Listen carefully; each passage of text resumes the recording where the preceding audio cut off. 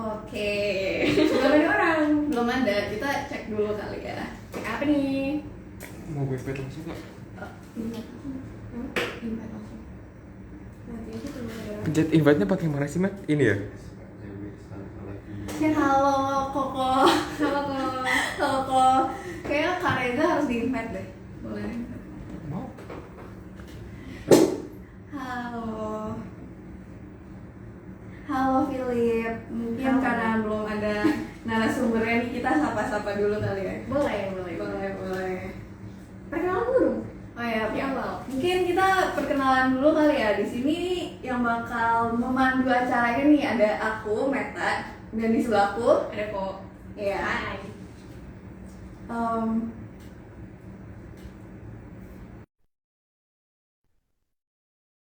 Ada lagi. Udah ada di bawahnya yang ini. Halo Kak Reza. Halo Kak. Mungkin tunggu Halo, Kak O dulu kali ya. suara gue masuk gak sih? Masuk Kak. Oh, Halo. Oke. Mungkin karena tadi kita udah perkenalan nih, kita bakal kenalin narasumber kita dulu nih. Nah di sini ada Kak Reza dan Kak Owo. Boleh perkenalan dulu Kak?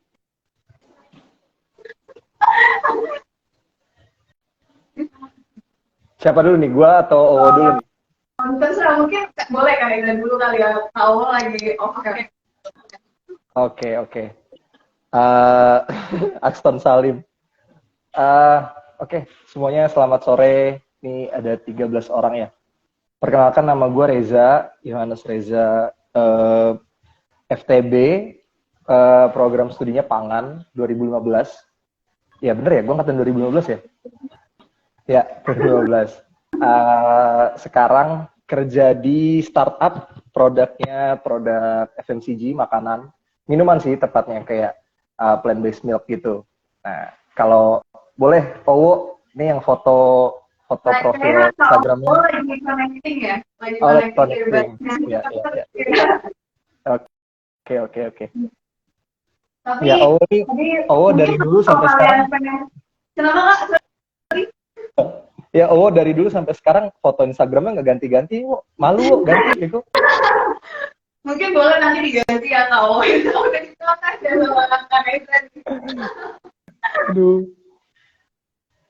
Mungkin kita sambil tanya-tanya dulu Ya, ya. mungkin tanya-tanya ke Kak Reza nih, kalau didengar-dengar tadi di FND ya, bener ya? FMC perusahaannya ya. Iya. Ya, Menarik banget. perusahaannya. Mungkin kalau udah dengar, mungkin kau perkenalan dulu kali ya. Halo, suaraku clear? Kedengeran sih. Boleh perkenalan dulu kali ya. Halo. Dua-duanya berjenggot kita nih.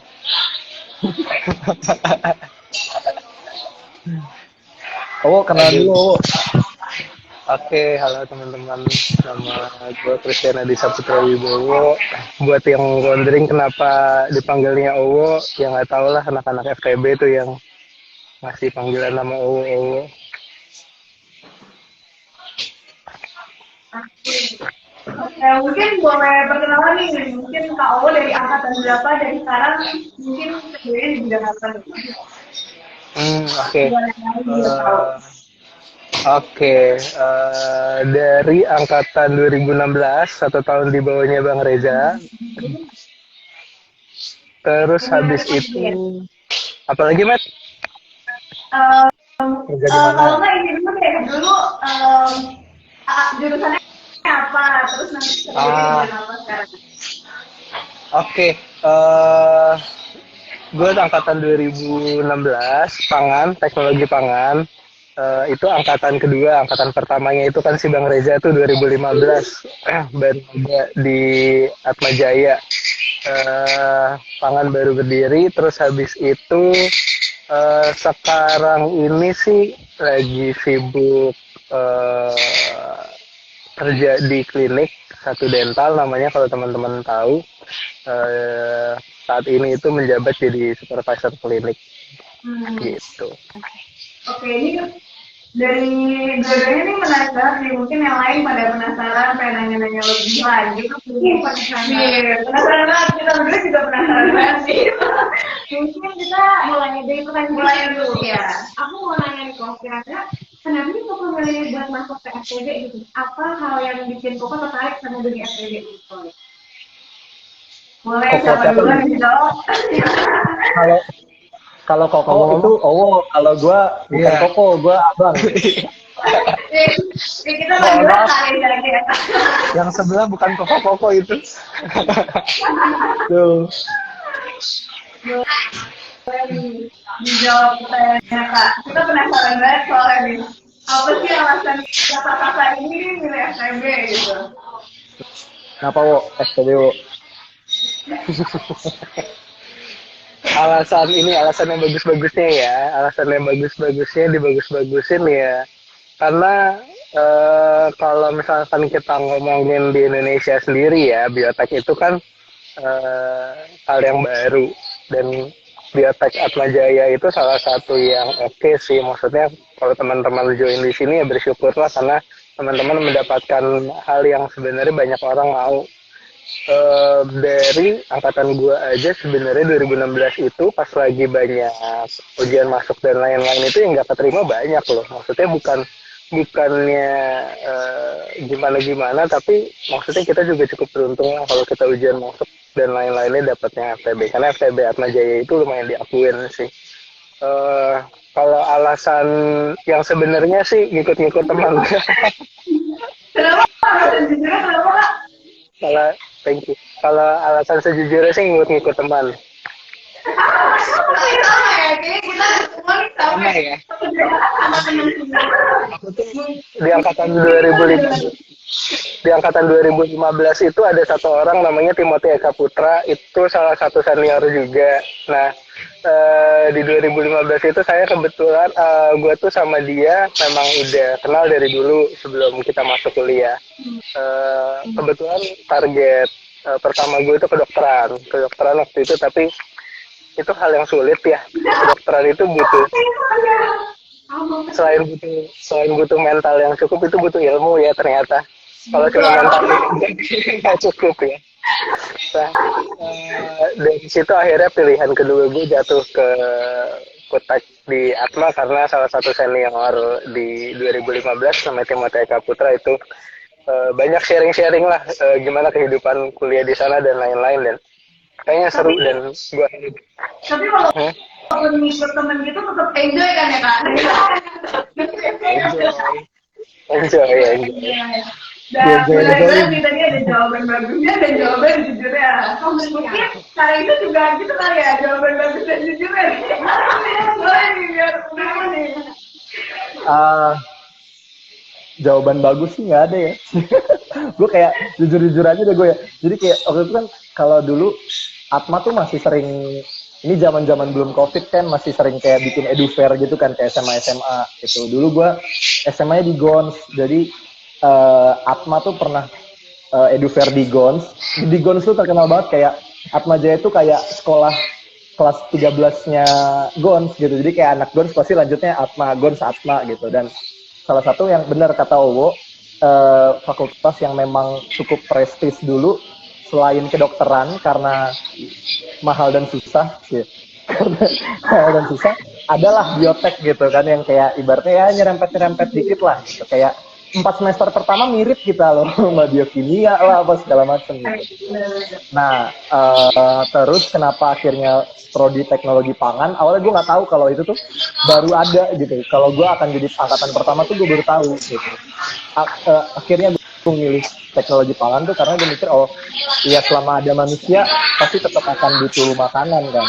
Kayak lu akan tetap inovasi makanan tuh pasti bakal terus ada gitu selama manusia masih butuh makan gitu. Kecuali manusia udah nggak makan gitu, udah kayak di kulitnya dimasukin klorofil gitu, dia berjemur gemuk gitu kan, beda lain cerita gitu. Itu contoh-contoh untuk teman-teman yang non biotek itu contoh bercanda pintar seperti itu ya, Cie. Oh, gitu. Bercanda Iya lah, ada kayak kita banget nih, anak STB banget ya kan. ada bercanda Ya, pintar. udah gila nih. Mungkin Gitu.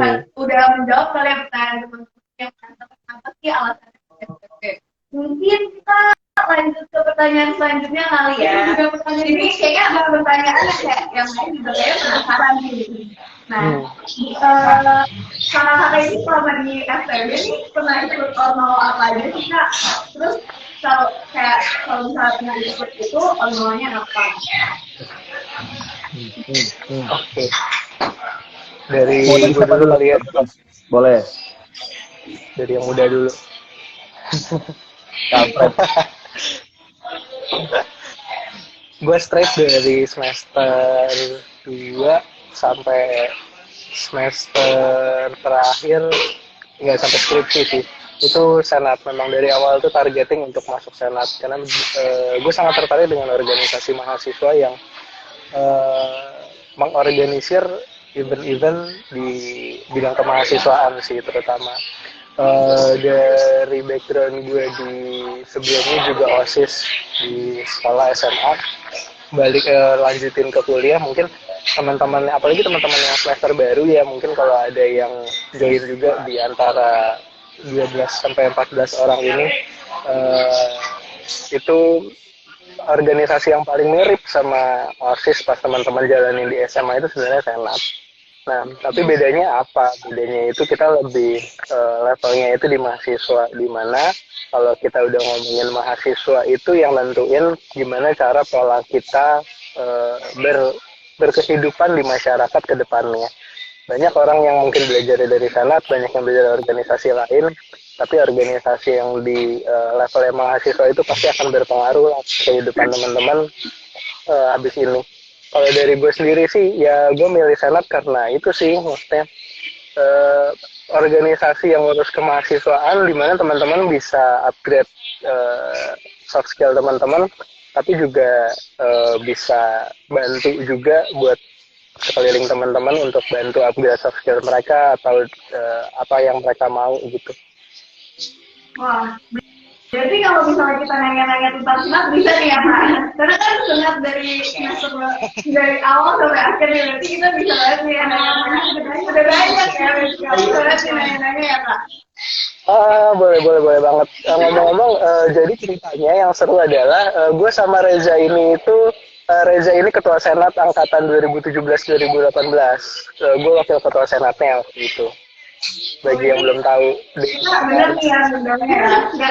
Udah beneran nih. Udah partner soalnya udah enak lah ya ngobrolnya. Kita udah sering tektokan gitu. Iya, udah sering juga. Jadi waktu itu kejadiannya kita 2017 itu aku di-approach sama Bang Reza untuk naik jadi wakil ketua senat. Waktu itu kita ngobrol satu visi misi bareng lah buat teman-teman nih juga lagi mau mungkin merintis di bidang SMFPB, itu juga teman-teman harus satu ya, punya visi misi itu juga harus. Dan nanti kalau tiba-tiba ada yang approach, gue waktu itu kaget tiba-tiba di kontak Bang Reza, waduh ada mimpi apa semalam gitu kan. Dapat wangsit gitu. Tiba-tiba di approach Bang Reza untuk jadi wakil ketua senat. Tapi nggak ada masa kan yang nggak jadi wakil itu nggak terpaksa kan? Iya, ada Bang Reza, gue ngomongnya nggak terpaksa lah. Waduh, gimana ya? Mungkin mau ke Kak Reza kali ya untuk ormawa jadi kena itu ormawa apa aja? Wah, kalau ormawa, gue dulu di kampus tuh gue banyak. Maksudnya selain di FTB sendiri, gue tuh juga ikut di PAJ kalau ada yang tahu, Pastoral Atmajaya. Jadi kayak sering banget kayak ke double gitu. Nah, tapi di awal itu sebelum akhirnya gue masuk ke senat, gue juga senat juga kan kayak ketika gue tahun ke berapa itu berarti ya, semester 5 masuk ke 6 kalau nggak salah. Ya 5 ke 6 tuh gue mulai dari MHS dulu. MHS udah, terus gue sempat di approach juga jadi wakil ketua, tapi waktu itu kita sebagai pasangan calon gak kepilih, tapi gue akhirnya masuk lagi jadi sekretaris. Lu bayangin orang kayak gue jadi sekretaris. Emang kenapa tuh kalau boleh tahu? Emang orang kayak kakak tuh kenapa? Wah, kayak nggak, tapi itu justru di situ gue jadi belajar kayak birokrasi di birokrasinya BKK tuh kayak apa, surat-surat tuh kayak gimana, proposal LPJ tuh kayak apa. Justru dari situ gitu. Walaupun yang ngerjain bendahara gue.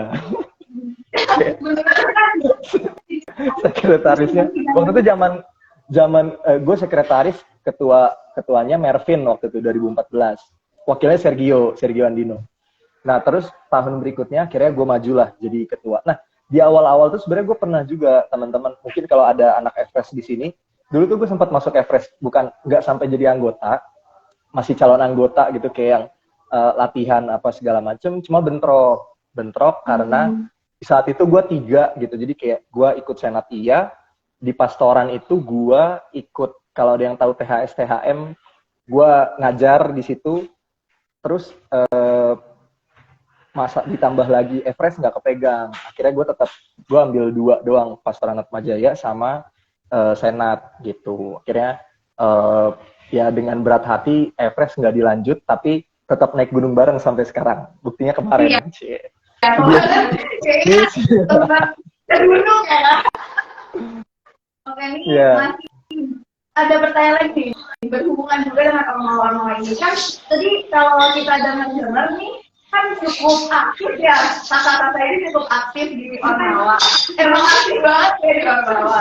Nah, gimana sih cara biar kayak balance antara Ormawa dan itu gimana sih kak? Kayak tips and triknya deh buat kita nih yang masih kuliah, masih jalanin Ormawa, masih tugas-tugas tuh gimana sih tips and triknya? Terus kita banyak banget. Udah ngomong. Gimana sih kak tips and triknya? Kita butuh nih. Mau siapa dulu nih? Mungkin boleh gue dulu ya, gantian ya. Gue tuh dulu gue nggak tahu deh, kalian pernah diinfoin nggak soal apa kuadran prioritas, pernah dapet? Udah, dia sempat ada disinggung-singgung di ketika saya sempat ada disinggung-singgung, tapi ya gitu ya. Ya, simple kok teman-teman. Kuadrannya tuh cuma dibagi 4. Intinya penting nggak penting sama urgent nggak urgent gitu. Sebenarnya bukan penting nggak penting ya, lebih kayak ke ini nih impact-nya gede apa enggak gitu. Atau kayak kalau sudut pandang gua adalah kayak ini tuh ya lu bisa ngelihatnya kayak kalau urgent nggak urgent kan kita tahu ya harus dikerjain sekarang sama dikerjain nanti gitu. Kalau soal impact nggak impact itu balik lagi kayak lu ngeliatnya kayak gimana. Kalau gue selalu nilainya tuh kayak efeknya ke gua tuh apa. Misalnya kalau dia nggak urgent tapi dia nggak impact-nya nggak besar nih. Misalnya contoh kayak lu diminta untuk ketemu sama BKK gitu. Itu kan impact-nya kalaupun gue nggak datang itu bisa kan gitu, tapi itu urgent. Nah itu kita bisa namanya delegate gitu, kita delegasin suruh Owo yang berangkat gitu, atau siapa yang berangkat, jadi gue harus ke situ kayak. Atau misalnya ini nih impact banget, artinya impact tuh kayak misalnya kalau lu sampai nggak datang ya lu bisa kehilangan chance besar gitu, dan ini urgent ya udah lu lakuin sekarang gitu. Tapi kalau misalnya dia penting tapi nggak urgent, ya lu taruh dia di to-do list dulu gitu. Kalau dia udah nggak urgent, nggak penting juga, ya udah delete aja gitu. Intinya cuma kayak kerjain sekarang, masukin to-do list atau delegasi. Nah kebanyakan dari gua adalah delegasi. Titik.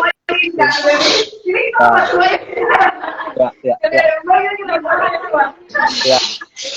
Pokoknya ingat aja kan kita setahun satu semester tuh batas titip absen berapa kali? 3 kali kan ya? Sorry bukan titip absen, batas absennya kan 3 kali ya gitu. Ya kalau titip absen mah itu di belakang kamera aja.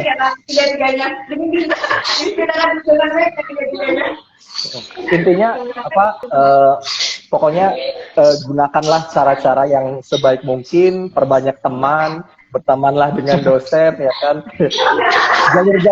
jalur politik. Iya. Itu gue belajar. Iya. Gue belajar banget itu di semester 4. Semester 4 tuh bener-bener kayak waktu itu gue Dewan Harian Pastor Atma Jaya, sekretarisnya FTB. Sekretarisnya Senat FTB itu kayak kalau bukan karena politik tuh kayak wah susah deh. Daun-daun kali ya. Politik. Intinya belajarlah ilmu politik dengan dalam gitu, kayak negosiasi Baik. lobby. Berarti selain kita harus belajar ilmu-ilmu yang ada di STB, kita juga harus belajar ilmu politik. Betul. Pelajarilah ilmu politik. Dari Kak Reza nih ya, mungkin kita mau dengar kali nih jawaban dari Kak Awo. Boleh kali Kak Awo. Spill tips and triknya nih. Oke, Metko. Sebenarnya sih memang udah setuju sih sama Bang Reza. Maksudnya gimana cara lu atur teknis-teknisnya tuh si Bang Reza tadi gue setuju banget. Memang kita urutin aja prioritas kita itu dari urgent sampai nggak urgent. Gimana caranya kita bisa bagi waktu itu tuh kita bisa lihatnya dari list yang itu. Balik lagi tapi kalau dari dia adalah intinya kalau misalkan teman-teman dikasih pilihan antara teman-teman mau nyelesain tugas kuliah atau organisasi, teman-teman pasti harus banget pilih selesai tugas kuliah dulu. Karena tanggung jawab teman-teman di sini sebagai mahasiswa itu adalah belajar. Dimana teman-teman, aku nggak bisa pukul rata semua orang ya. Mungkin dari antara 16 yang nonton atau sekian banyak yang nonton ini, ada yang memang dari orang tuanya yang membiayai atau malah diri dia sendiri untuk masuk ke FTB. Tapi intinya kita ada pertanggungjawaban kuliah itu ketika kita membayar kuliah itu adalah pertama lulus tepat waktu. Gila. Teman-teman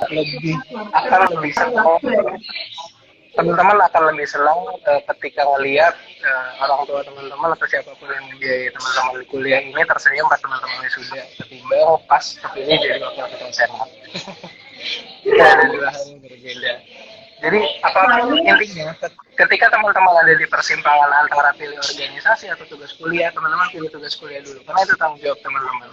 Yang kedua baru prioritaskanlah organisasi karena di situ teman-teman bisa bertumbuh dan teman-teman bisa impact buat lingkungan mahasiswa.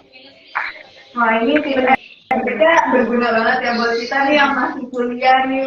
Buat yang nonton juga pasti berguna banget lah ini. Jadi jangan lupain skala prioritas. ya ingetin guys, skala prioritas itu penting. Tips and trik dari kata-kata ini jangan cuma lewat doang ya guys, digunakan dengan baik. Kalau mau dilepas aja. Waduh. Jangan lupa guys, itu 3 digunakan dengan baik kalau kata Jangan sebijak mungkin. Betul. Kita lanjut lagi kali ya, karena masih lumayan banyak nih pertanyaannya. Kita tuh sering tipu-tipu gitu ya, jadi kita penasaran banget nih. Oke, Sampai jam 7 kan ini ya? Sampai jam 7 kan kita ya? Sampai jam 7 kan? Waduh, mau sampai besok juga boleh kak? Mau sampai besok juga boleh. Oke, mungkin kita lanjut lagi kali ya. Aku mau tanya deh siapa dikit ini waktu sama kakak di organisasi kan pasti ada pengalaman magang juga kan. Kira-kira kakak ada nih pengalaman magang yang nggak terlupakan gitu kan?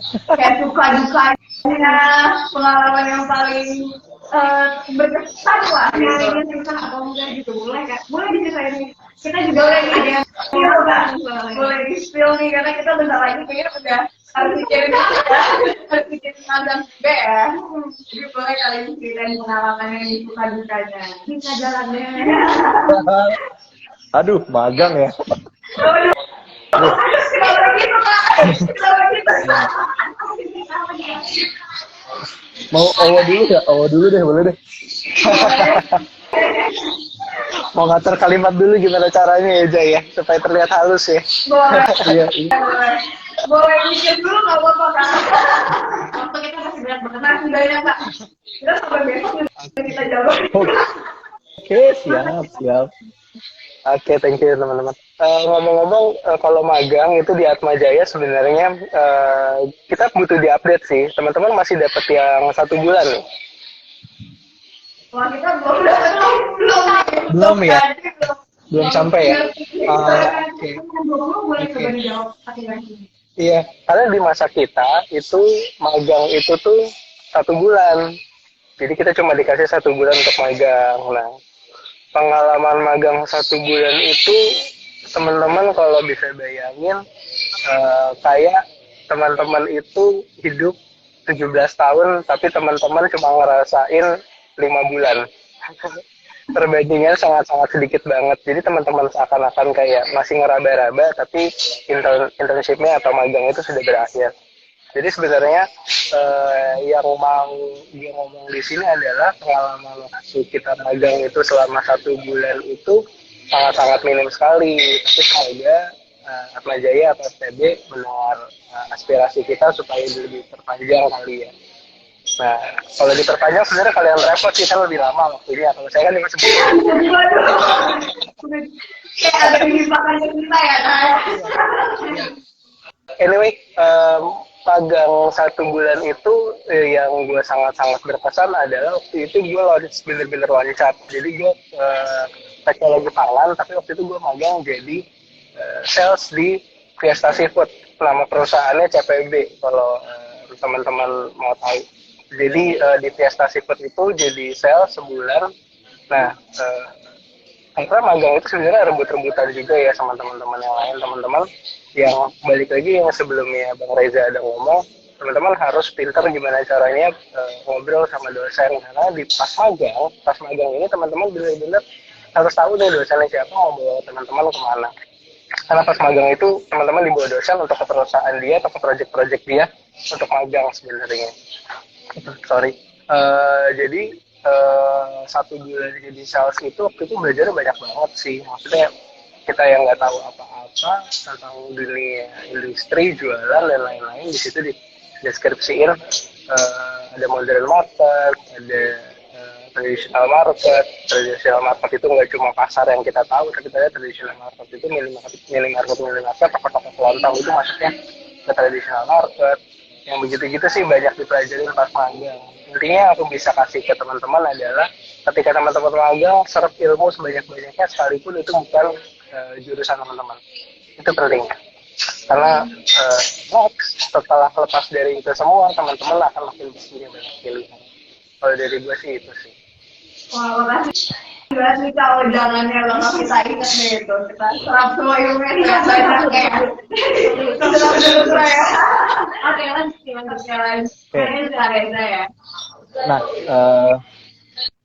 magang ya. Waktu itu gue tuh kebetulan magangnya adalah, ini balik lagi ya, kayak memang basicnya gue cukup secara alami itu bergerak tuh dengan gue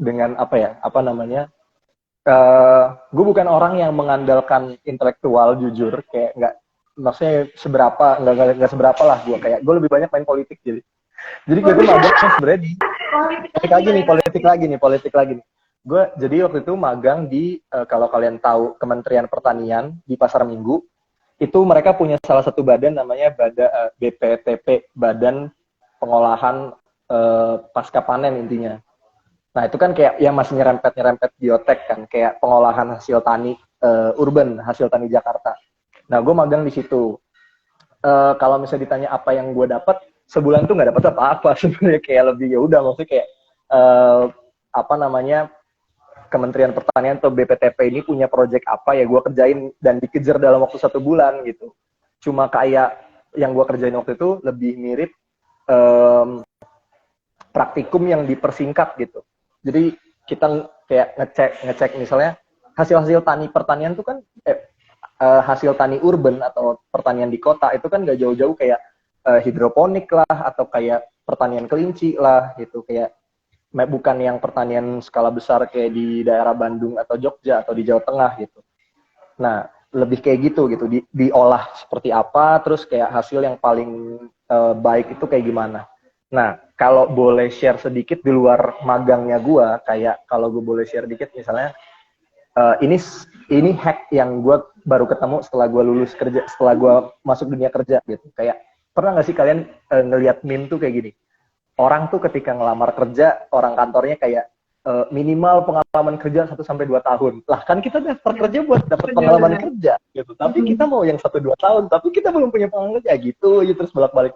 Nah, sebenarnya magang ini teman-teman, itu yang nggak tahu ya, gue pribadi ngerasa kekalahan kita ada di situ justru. Kayak karena kita pengalaman kerja itu kita tuh kayak cuma 1 bulan. Karena dan itu yang bikin kadang teman-teman angkatan gue pun untuk daftar yang kayak magang cuma 1 bulan tuh nggak banyak gitu. Karena perusahaan kayak mikir, ngapain gue hire lu 1 bulan, project lu belum jalan, belum bisa ke-review apa-apa segala macam, tiba-tiba lu udah cabut gitu. Oke, kita tetap ikutin cara main kampus atau univ di situ nggak apa-apa, tapi setelah dari situ, kalau gue boleh saran ya, maksudnya mungkin biasanya deket-deket ketika udah mau lulus atau kayak udah beres skripsinya, nggak, kalau gue boleh saran, nggak harus ngoyo dapat kerja. Dapat kerja bagus, tapi akan lebih baik lagi kalau kita start dengan internship dulu, teman-teman. Itu yang jadi menurut aku, karena kita nggak dapat kesempatan internship yang panjang di masa kita kuliah, dan kita harus bayar itu di akhir gitu. Baru dari situ kita punya pengalaman, nggak dibayar nggak masalah, tapi kan ingat perusahaan pertama nyari apa? Kayak pengalaman kerja kan, 1-2 tahun. Ya. Nah, itu yang selalu bikin kita pasti akan selalu kalah gitu dibanding univ-univ lain yang kayak mereka bisa semester 5 ke 6-nya tuh kayak 3 bulan itu mereka isi buat magang gitu. Sedangkan kita cuma 1 bulan, ya udah kalah gitu. Nah, makanya kayak cara kita ngebayar adalah dengan nanti internship-nya justru di akhir. Kalau dapat kerja syukur, bagus, tapi kalau enggak ya kita bisa kejar ngehacknya dari situ gitu. Gitu teman-teman. Tapi kita nggak tahu sih Kak, sekarang masih 1 bulan atau gimana. Cuma kalau misalnya masih 1 bulan, mungkin di sini ada anak BPM atau apa, kira-kira boleh ya didengar, jadi masukan boleh banget kali ya. Jadi kita lagi lebih baik lagi. Oh, atau satu lagi, ada juga dengan cara ketika kalian skripsi, ketika kalian bikin tesis itu cari dosen yang memang dia praktisi di perusahaan gitu. Kayak misalnya Nutrifood tuh masih sering banget yang bikin research grant gitu-gitu kan. Nah, pakai dari situ gitu. Jadi kayak skripsian sambil magang itu udahnya kita dapat gaji, skripsi kita kelar, lulus langsung dapat kerja. Enak, paten. Ini tips and trick guys. Tips and trick nih buat yang nonton juga catat diingat-ingat nih jadi ini kan juga mungkin dapat kesempatan buat ngobrol lagi nih ke depannya sama Karela ya pun dapat ya kalau dapat kayaknya sibuk ya kata-kata ini sibuk ya. Jadi sekarang dicatat ya. Oke, mungkin lanjut kali ya. Mungkin aku punya pertanyaan juga.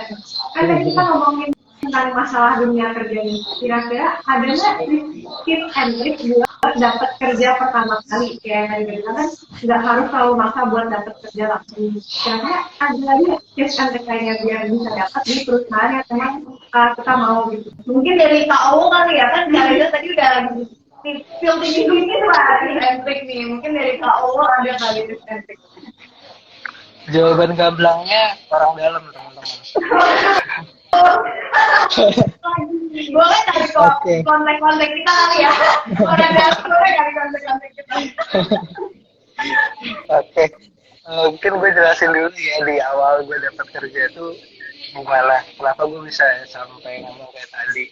Karena pertama itu, jadi gue bersyukur banget gue punya kelas atau alumni yang maksudnya nggak di level yang sombong lah, maksudnya mereka mau bantuin kita semua.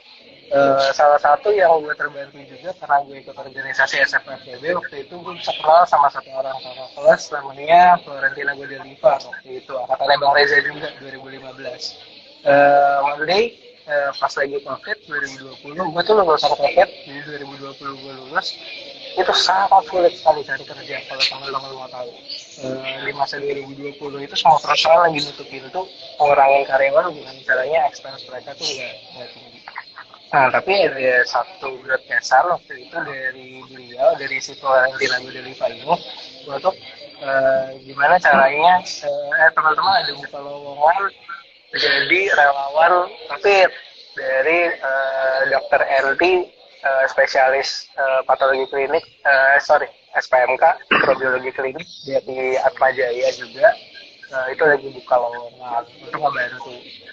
Di situ gue merasa juga ya karena kita juga teman-teman punya basic skill laboratorium kan. Kalau boleh tahu, Meta sama Ko ini jurusan apa? Kalau aku sendiri bioteknologi, kalau kok teknologi. Anak tekpang, ini terutama anak tekpang. Nah, Kenapa dari aku? jadi kita itu punya basic lab yang sangat-sangat bagus sebenarnya dibanding kalau kita mau bandingin sama tekpang UPH, tekpang lain-lain itu sebenarnya skill lab kita oke. Nah, apalagi biotek ya kita kalau yang biotek udah paten lah, skill labnya itu memang di atas rata-rata.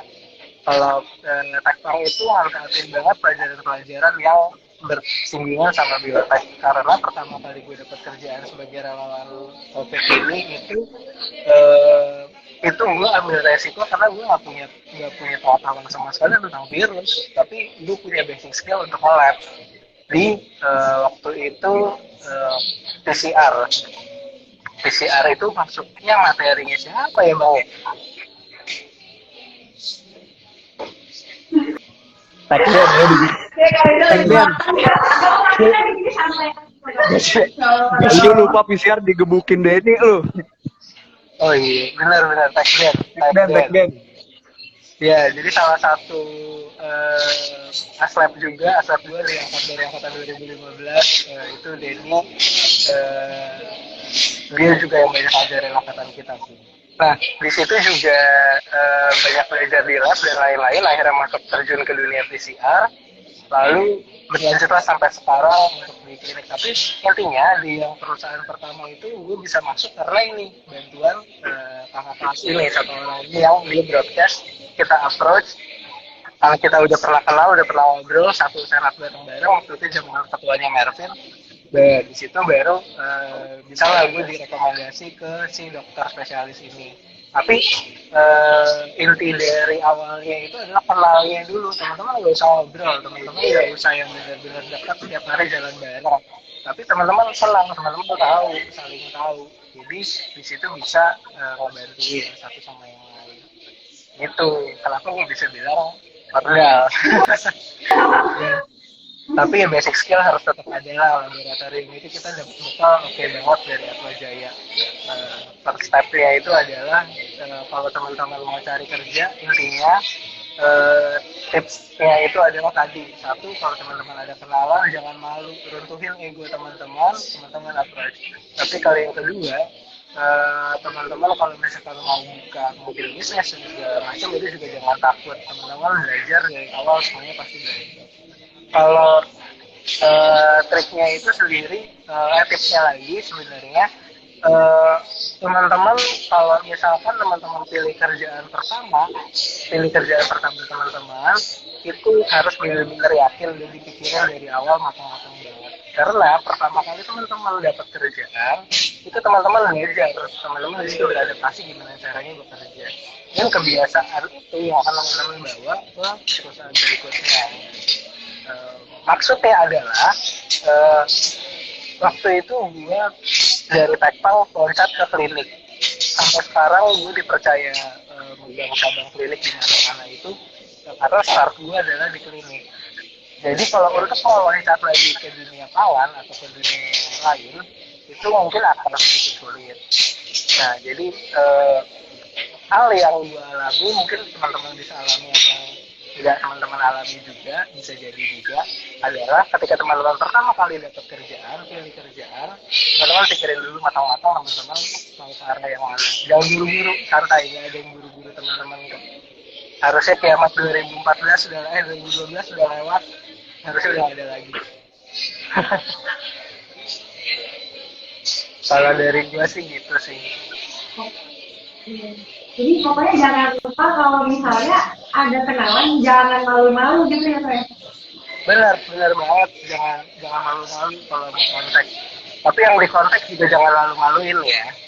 Jangan tiba-tiba ada kelas ada yang ngechat mau kerjaan, tiba-tiba yang di kontak mulai nanya kabar kan kerjaan, jangan gitu ya.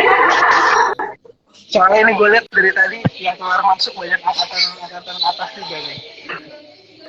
Itu curhat atau gimana, Bro? Ada. Masih. Lanjut Bang Reza. Oke. Sebentar, tadi pertanyaannya itu adalah gimana cara memulai kerja pertama kali gitu ya? Iya, tips and Tips and triknya ya, oke. Pertama gini, gue mau info dulu kalau gue ketika mau lulus, mendekati lulus tuh gue udah tahu gue ngebangun dua portofolio. Jadi kayak yang satu itu perusahaan yang gue pengen, yang dua ini backup gitu. Jadi yang pertama dari gue semester gue lupa di semester berapa, 5 atau 6 itu kan udah ada namanya PPTT, pemasaran produk teknologi tinggi. Itu pengajarnya dari Nutrifood semua, Pak Mardi, Bu si Iren, Kak Michael Bryan sekarang di kayak KB Wings deh. Ya, pokoknya di situ kayak mereka semua kebanyakan pengajar dari Nutrifood. Nah, dari situ tuh gue udah langsung kayak yang, oh gue pengen di Nutrifood gitu. Itu setting pertama gue. Setting kedua adalah gue kayak tadi gue bilang, kayak ketika mendekati lulus kan gue mulai banyak cari magang-magang atau freelance gitu. Nah, itu tuh ini juga sedikit hack juga. Nanti teman-teman bisa cari di Instagram, banyak banget kok ada akun-akun account base yang isinya tuh kayak gue lupa, kampus magang atau kampus freelance gitu nama akunnya. Di situ tuh dia nge-share kayak project-projectan yang kayak cuma 1 bulan 2 bulan gitu doang, kayak dari Grab, entah jadi panelis lah, entah jadi event organizer, entah jadi apapun, kayak di situ banyak gitu. Dan kalian bisa bangun portofolio kalian mulai dari situ gitu. Nah, ketika di awal yang Nutrifood ini, kalau dibilang orang dalam, benar orang dalam, tapi ada cara yang ibaratnya orang dalam yang kita kenal, kakak kelas kita atau siapa yang kayak kita kenal di sana, atau yang kedua adalah kita pendekatan duluan. Nutrifood itu beberapa kali kan bikin tuh kayak dosen datang ngajar gitu, kita kenalan gitu, kayak kita tanya gimana sih kayak gini kayak gitu. Gue bahkan pernah sekali ngundang Kak Michael Bryan untuk sharing gimana cara bikin proposal yang bagus, proposal event, proposal acara FTB dulu itu bentuknya Word. Bayangin kayak proposal acara nih bentuknya Word, sedangkan kampus-kampus lain itu bentuknya udah PowerPoint gitu, udah infografis, udah penuh gambar. Kita masih hitam putih tulisan ketik doang, kayak men, kayak nggak ada yang pernah tahu gitu kalau misalnya kita nggak jadi udahnya gue pendekatan ke orang Nutrifood, plus gue dapat ilmu lagi gitu. Itu jadi kayak kita dapat dulu kenalan orang dalam dari situ gitu. Terkesan kayak cari muka, tapi sebenarnya bukan cari muka, lebih kayak kita cari ilmu gitu. Mindset kitanya dulu yang kita perbaikin, bukan kita ngejilat orang atau apa, enggak, kita cari ilmu gitu.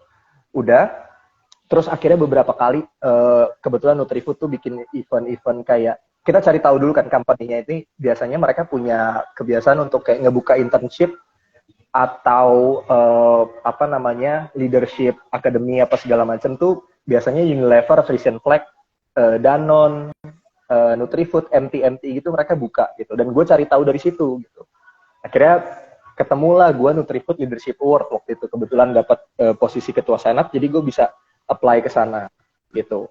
Puji Tuhan akhirnya masuk, dan akhirnya ya udah berjalan sampai akhirnya gue 3 tahun di Nutrifood gitu. Walaupun sekarang akhirnya gue pindah gitu. Tapi dari situ itu yang pertama. Nah, sedangkan backup portofolio gue itu gue bangun dengan cara ya itu tadi gitu, ikut kayak freelance. Gue pernah waktu itu di Grab masih awal-awal gitu, kayak gue kayak semacam sales untuk corporate-nya.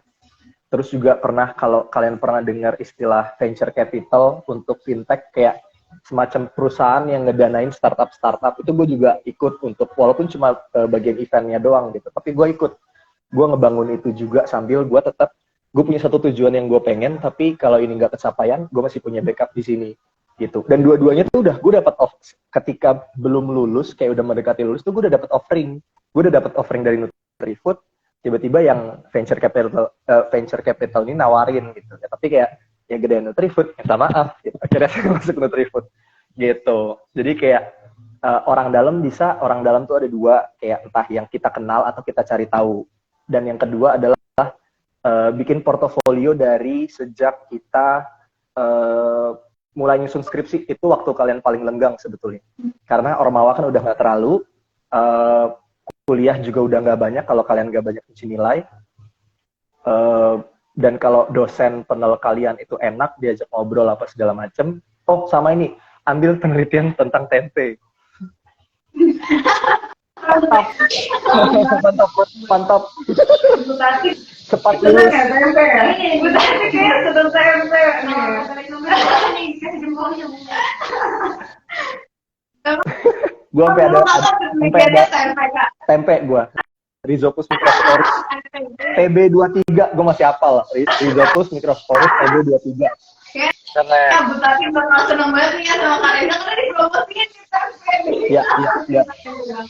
Buat anak-anak 2000 berapa nih berarti sekarang 2017 ya? Enggak. Yang lagi mau cari skripsi, carilah penelitian tentang tempe. Mantap. 2019 ya berarti ya. Boleh nih Kak Cuci. Boleh nih. 2019. Yang 2019 nih yang nonton pembicara tempe aja. 2020 berarti. Yoi. Tips dari Tempe. dari Pertimbangin lagi ditoknya tempe. boleh banget nih.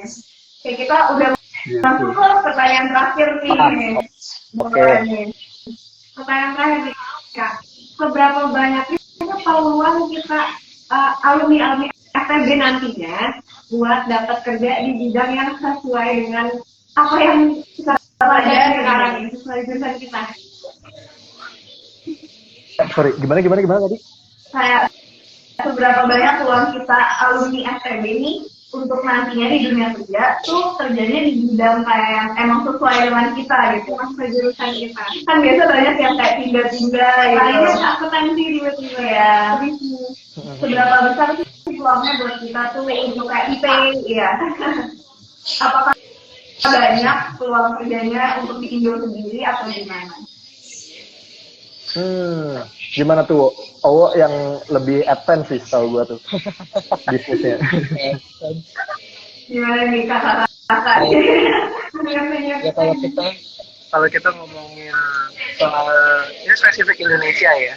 Soal spesifik Indonesia sebenarnya peluangnya mungkin let's say bisa di angka 70% lah. Karena di mana Indonesia itu sebenarnya juga bidang bioteknya itu banyak perusahaan-perusahaan yang punya bidang biotek, teknologi pangan dan lain-lain. Tapi maksud gue adalah memang kalau kita ngomongin spesifik negara Indonesia dibanding negara lain ya mungkin nggak bisa dipungkirin lah teman-teman, negara lain itu lebih advance dari kita juga, teman-teman peluangnya pasti akan lebih banyak di sana. Tapi kalau misalkan kita mau ngomongin Indonesia, banyak banget perusahaan-perusahaan biotek, banyak banget penerapan biotek, penerapan teknologi pangan yang bisa kita apply. Dari 2016, angkatan 2016 yang kerja di bidangnya sesuai jurusan itu hampir 50%. Ada yang banyak kan kalau teknologi pangan itu kita larinya ke R&D. Jadi kalau buat mungkin dan teman-teman lainnya itu R&D itu teman-teman kalau mau lulus langsung ke R&D itu boleh banget. Maksudnya di Indonesia tuh peluangnya masih terbuka banget soal R&D makanan dan lain-lain. Tapi kalau misalkan teknologi pangan itu bisa lari juga ke perusahaan-perusahaan negeri. Sebetulnya Pak Erick Thohir juga lagi banyak buka BUMN ya. BUMN itu juga banyak teman-teman kalau teknologi pangan juga bisa cari di situ banyak banget. BPOM dan lain-lain itu juga buka jadi QC, QA itu sangat luas sekali. Tapi yang mau kita jujur-jujuran sekarang di sini adalah teman-teman jangan ekspektasi gaji tinggi-tinggi kalau teman-teman baru lulus dan mau di bidang teknologi pangan ataupun sains di Indonesia. Bisa gede nggak? Bisa. Kalau teman-teman mengharapkan gede nantinya itu akan bisa. Tapi kalau misalkan baru lulus, teman-teman lower your expectation. Maksudnya kalau teman-teman cari pengalaman dulu, kalau teman-teman memang mau di bidang atau teman-teman memang passion di bidang teknologi pangan atau biotek. Contohnya sebenarnya gue mengambil areanya biotek waktu pertama kali kerja. Gimana teknologi pangan kita loncat ke biotek, yaitu di awal si PCR itu kan areanya biotek ya, bisa dibilang ngomongin virus, ngomongin manusia, itu biotek. banyak, luas banget. Tapi waktu itu juga kebetulan memang lagi COVID kan, jadi mungkin ada sedikit kebetulan aja. Tapi memang kalau kita ngomongin soal peluang, ada, peluang pasti ada. Tapi selain teman-teman mikirin hal yang sesuai sama jurusan, kalau teman-teman mau masuk jurusan, it's okay. Maksudnya itu teman-teman yang mau kerjanya di Indonesia, itu kita bisa dibilang kita bisa bersaing sama teman-teman yang lain. Gitu. Contohnya aja, gue sekarang kerja di bidang manajemen, di mana gabungan antara manajemen, teknik industri, medis, klinik, magister administrasi rumah sakit. Teman-teman, hal-hal yang seperti itu ya kita bisa belajar kalau kita berani untuk coba ambil kesempatan. Kalau dari gue sih gitu. Dari Bang Reza, gimana Bang?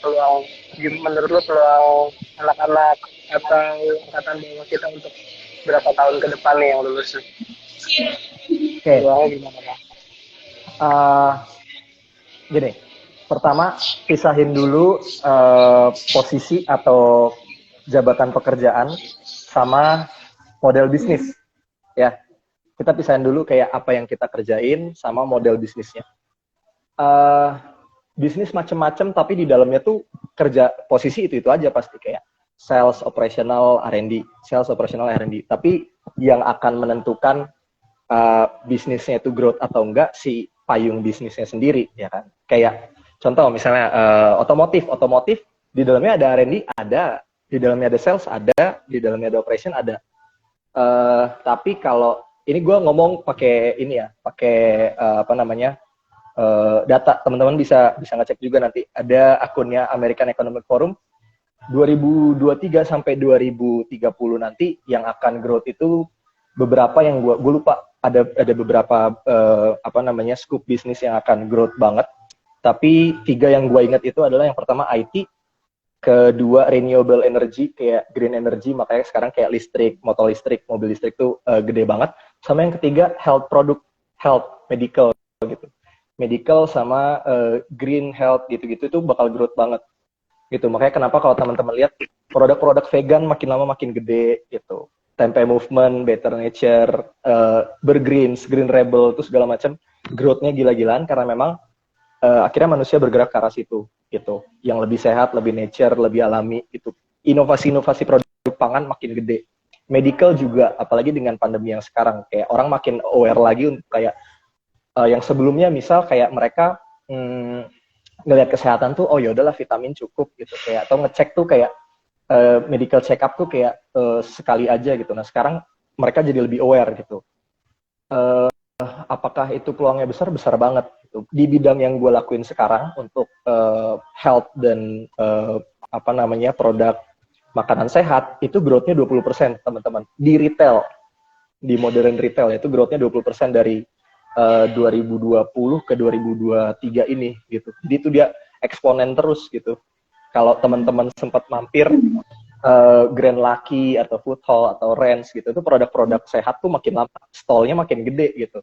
Ciki-cikian, snack-snack yang kayak apa sih, kayak harganya mungkin affordable tapi itu nggak sehat tuh turun gitu.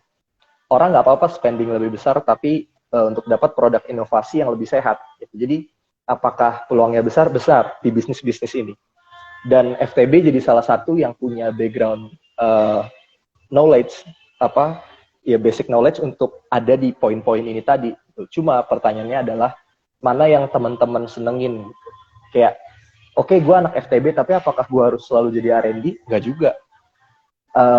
Gue anak FTB, tapi apakah gue harus ada di QC? Nggak juga. Kalau kalian memang senang untuk bekerja yang kayak nggak ketemu banyak orang, terus ngelakuin suatu riset, ngolah data, ngecek produk atau segala macam, dan go for it, kayak ya udah kalian R&D dan QC gitu. Tapi kalau misalnya kalian ngerasa wah mati gue kalau nggak ketemu orang, ya udah kayak berarti pilihannya kalau nggak marketing, sales gitu. Tapi kalian udah ada di tempat yang tepat gitu.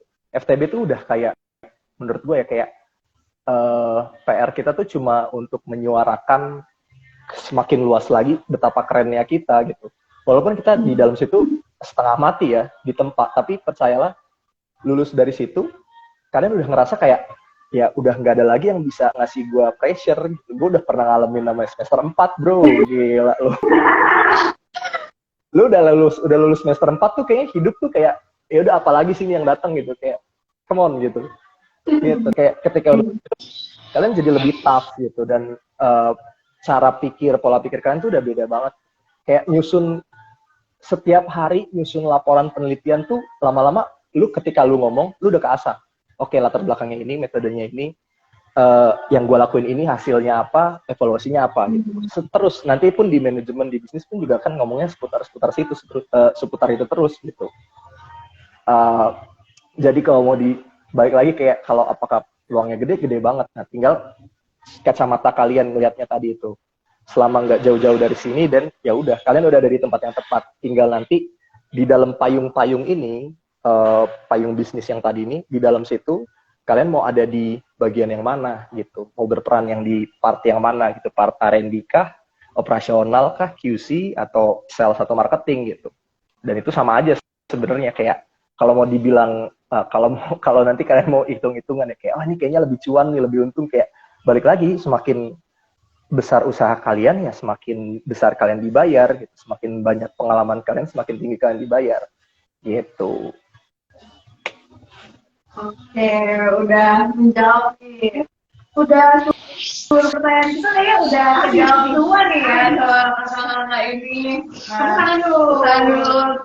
Makasih banget nih sharing-sharing yang udah diberikan kepada ada tingkat ini ya. Kita kan berguna banget ya. Sangat berguna. Kakak ngobrol dan sia-sia bersekali. Udah kan ya udah mau 1 jam aja gitu kan. Nah kita udah selesai, sayang banget kita juga harus pikir waktu karena kan udah iya mungkin ini sibuk ya, jadi enak juga nih kita waktunya kelamaan yang kita harus berpisah di sini ya. Mungkin kakak-kakak ini ada kata-kata untuk kata mungkin sebelum kita closing nih. Boleh Owo dulu, Owo. Boleh. Kalau kata-kata penutup ini bisa dibilang jagonya inilah pasangan ketua dan wakil ketua senat ini ya. Kita kayaknya kepilih gara-gara kata penutup beda. Oke. Kata-kata sih nggak ada, tapi ya gue berpesan aja habis TB teman-teman berdampak buat lingkungan teman-teman jangan apalagi untuk yang angkatan bisa dibilang yang sekarang ya, tolong pecahin paradigma bahwa karena yang beredar sekarang itu di dunia pekerjaan paradigma angkatan tahun 2000-an ke atas itu orang-orangnya pada manja. Hal itu yang teman-teman harus berhasil pecahin. Hal itu harus teman-teman berhasil breakthrough. Mungkin mulai dari diri teman-teman, mulai dari kuliah, teman-teman jangan malas untuk ambil resiko pas berorganisasi, teman-teman jangan malas untuk ngambil resiko ketika ditegur sama dosen dan lain-lain, teman-teman memperbaiki diri. Karena di dunia kerja nanti teguran-teguran itu pasti ada, tapi jangan jadiin itu teman-teman batu sandungan. Teman-teman harus jadiin itu balik lagi ke semangat masing-masing. Jadi jangan sampai ketika teman-teman lulus menghasilkan generasi yang sama-sama aja. Harapannya sih setelah dari ngobrol-ngobrol kita hari ini teman-teman punya pola pikir yang terdevelop lah, gimana sih setelah di FTB mau ngapain aja. Dari situ teman-teman udah bisa siapin mulai dari sekarang kalian mau ngapain aja. Kalau dari aku sih itu aja. Membangun sekali. belum selesai nih kita, masih ada Kak Reza nih. Mungkin boleh kata ya Kak Reza. Aduh, untuk mempersingkat kan intinya gue kerasa apa yang kalian takutin, apa yang kalian khawatirkan, kayak apakah kalian ada di tempat yang tepat gitu, kalaupun nanti lulus akan seperti apa. Pesan gue satu, kalian ada yang nonton film John Wick? Nonton. Belum nih kalau itu lanjut. Ya, tapi kalau kalian tahu tato di belakang punggungnya John Wick, ada yang tahu kata-katanya? Fortis Fortuna Adiuvat. Fortis Fortuna Adiuvat. Artinya keberuntungan datang bagi orang yang berusaha keras. Fortis itu keteguhan, kekerasan gitu. Fortuna itu keberuntungan, Adiuvat itu datang. Jadi keberuntungan atau hal baik, sukses lah kita ngomong, datang untuk orang yang emang ya itu tadi gue bilang berusaha keras apapun caranya. Tapi balik lagi ya, apapun caranya itu selama kita nggak menyakiti orang gitu. Kayak tadi gue bilang, kayak mulai dari skala prioritas lah, mulai dari nyusun portofolio lah, mulai dari mencari orang dalam dengan cara entah yang kita udah kenal ataupun dengan cara yang tadi tuh kita kayak riset dulu perusahaan yang kita mau sampai akhirnya nanti masuk di kerjaan segala macam. Itu pegang banget kata-kata itu deh, Fortis, Fortuna, Adiuvat gitu. Karena usaha nggak pernah hianatin hasil. Gue setuju banget. Keren banget nih kata-katanya, guys. Mungkin inget-inget nih kata-katanya. Harus bukan Karena ini. kita udah mau berpisah di sini nih teman-teman. Karena udah selesai semua. Pertanyaan-pertanyaan dari mahasiswa-mahasiswa yang lain juga udah terjawab dengan baik oleh kakak-kakak ini ya. Jadi terima kasih atas waktunya. Terima kasih. Mungkin kalau misalnya itu udah boleh lihat terus ya, terus Kak. Thank you. Jadi guys, Semangat. Semangat sampai akhir Meta. Selesaikan kuliah dengan baik. semangat tadi sampai akhir. Dadah. Dadah sampai bertemu di lain waktu. Dadah.